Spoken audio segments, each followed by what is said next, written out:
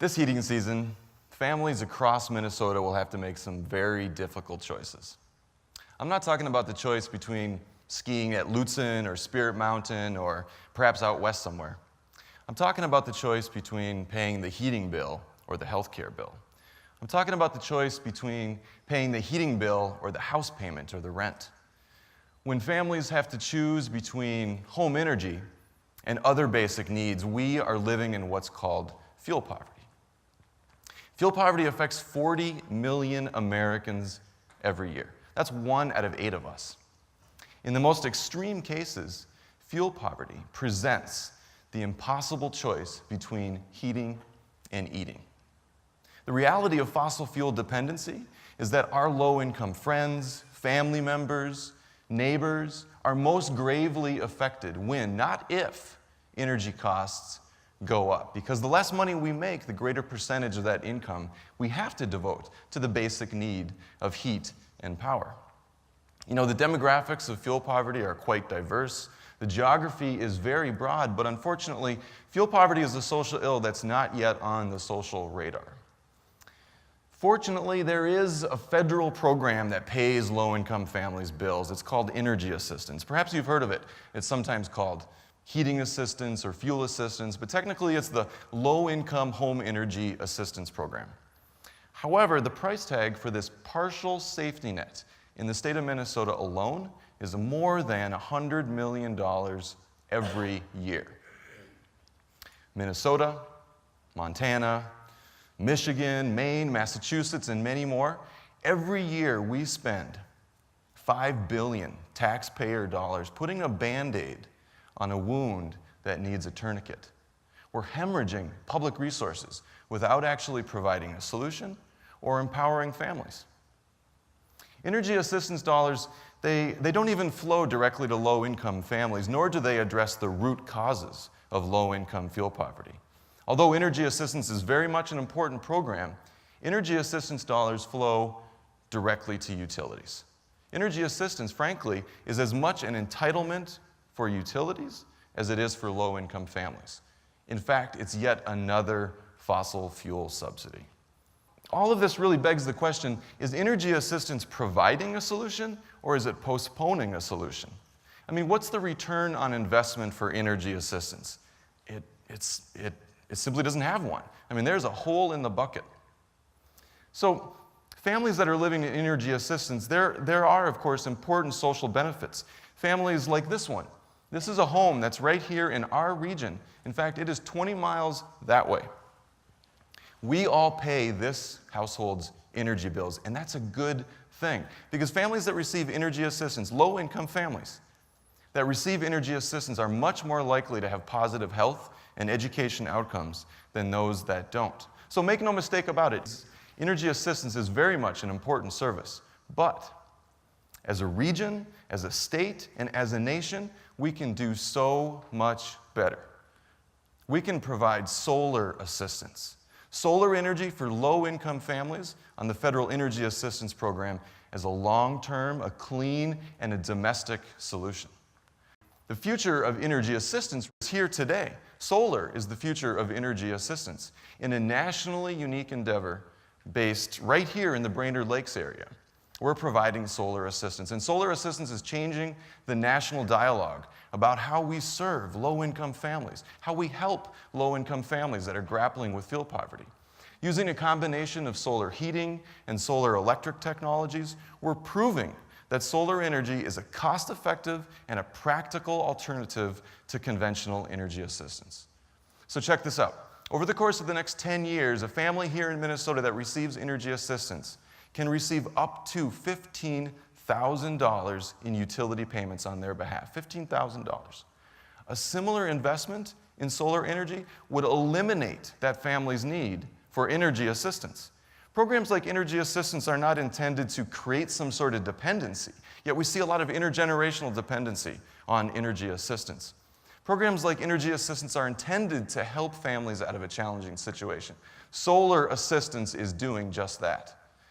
Now, I'm not suggesting that solar is some sort of cure-all or silver bullet, but I am suggesting that it's part of the golden buckshot. Now, a lot of people often ask, why and how did you start delivering solar energy to low-income families? Well, I actually grew up in a family that was intermittently dependent on energy assistance, so I benefited from the program as a child.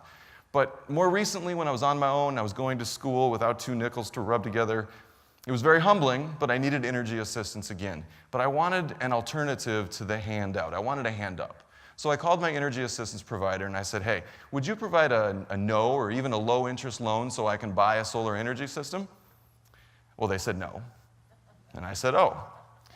But serendipitously, right about the same time, I heard of a family that was tearing a solar heating system off of the roof of a home that they had just recently purchased and throwing it in the dumpster.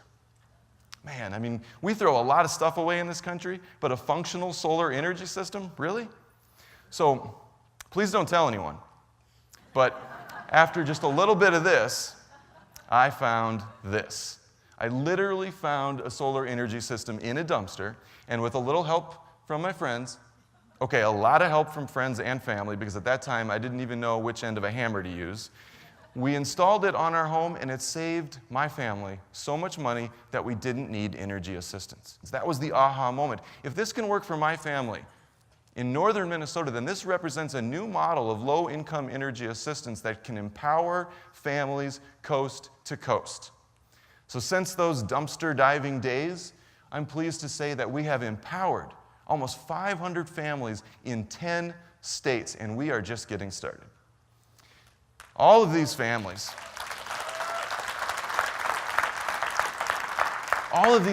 now have the means to generate their own energy on site. That fosters not only resilience, but pride.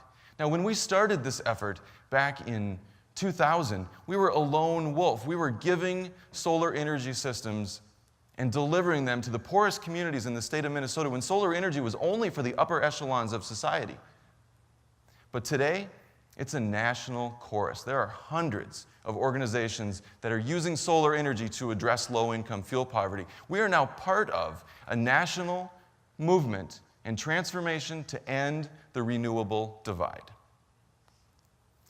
Now, I just want to pause for a moment because I'm sure a lot of you are asking yourselves right now, yeah, but what about energy efficiency? Absolutely. Energy efficiency first and foremost. Everyone here knows that the least expensive kilowatt hour or BTU or unit of heat is the one that you actually never have to use. So in partnership with weatherization agencies, we're delivering solar energy after energy efficiency measures. And together, energy efficiency and solar can dramatically reduce the energy burden for low-income families. All across this country, weatherization agencies are serving low-income families. I mean, literally from Alaska to Florida, from Hawaii to Maine, community action agencies, or CAPs, are toiling day in and day out on behalf of low-income families. Whether you live in a mobile home down the street or an affordable housing project in Chicago or Boston or Seattle, you, as a low-income family, are served by a community action agency. Well, solar assistance is scaling from Portland, Maine to Portland, Oregon within this existing network. Now, just imagine if every community action agency in the nation had a community solar array like this one. Just imagine if, rather than you paying low-income families' energy bills year after year, this met the energy needs for our low-income neighbors in this region for good. That's what we call community solar for community action. And community solar for community action is happening right here, right now in north central Minnesota, and it's an idea that's worth spreading, and it is. We can do so much better than this. We don't need to subsidize this on behalf of low-income families. Energy assistance does not provide choice to low-income families. Energy assistance is certainly not environmentally responsible. Energy assistance is not fiscally responsible, but most importantly, energy assistance does not solve the problem. So we have to ask ourselves, do we want energy assistance or do we want solar assistance? We need a solar carve-out within the National Low-Income Home Energy Assistance Program to provide a clean, a lasting, and a domestic solution to low-income fuel poverty. Because solar is not only a tool to address our energy needs as a society and our climate concerns, solar energy is an important tool in the fight against poverty. Thank you.